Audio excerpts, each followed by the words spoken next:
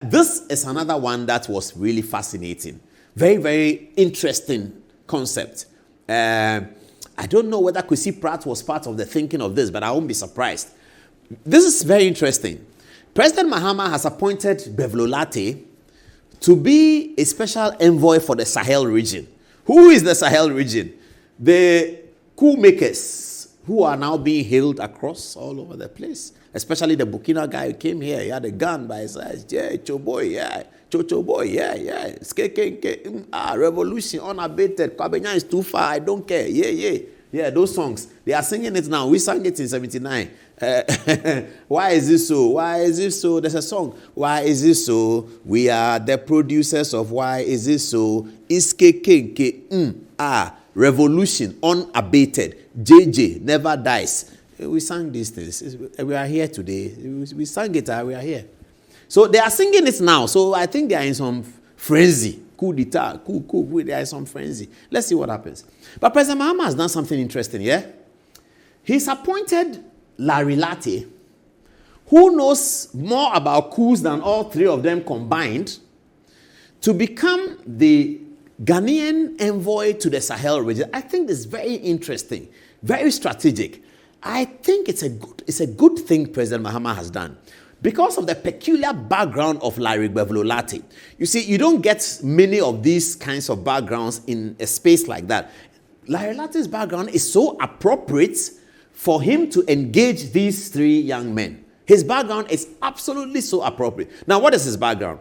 He's a military officer. He knows everything about Recce and airborne force and all of those military operations.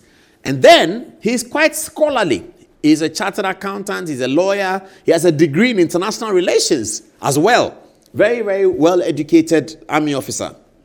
Gbevlo also was a key part of the coup d'etat of 31st December. In fact, a lot of the operations of the 31st December event rested on his shoulders as a lieutenant or second lieutenant. I think it was a lieutenant. Or maybe captain, lieutenant. It rested on his shoulders. So Gbevlo knows how to do coup, if you want me to put it in that very simplistic way. He knows how to do coup. And then he also became the commanding officer of the much dreaded 64 Infantry Battalion. For those of you who may not know, what is 64 Infantry Battalion? It was a unit in the Ghana Armed Forces, an elite unit in the Ghana Armed Forces that was set out to protect the regime of Vice Lieutenant Rawlings. It brought together the most elite Ghanaian army officers trained from the Ghana Military Academy. Gbevlo Lartey, in the better life of the 64, was the commanding officer. He commanded the 64, 1997, 98, 99, into 2000. He commanded the 64 Infantry Battalion. This is a battalion of elite people. Now, what did the battalion do? The battalion was also doing a lot of rapid responses in West Africa sub-region. So when there was need for them to go to Sierra Leone to either protect for the Sanko or fight against him, the 64 will be quickly deployed and they move. They are a rapid response force, and they are also a force in the country looking after the interests of the regime of Vice Lieutenant Rawlings. Now, that's his background. That's where he's coming from. In 2000, when the Kufuor government took over in 2001, they kicked him out, and he couldn't be bothered. They didn't find anything against him. Nothing has been found since.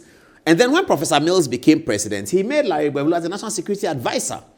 The only thing that he did at that time that offended the mind of many scholars was the University of Ghana brouhaha with Professor Aite, where he led some men to go and pull down the gate, or it was alleged that he did something like that. It was a bit uncomfortable for those who really respected Gbevlo Lartey. But we don't know that. We didn't get to the bottom of that story to understand what it is.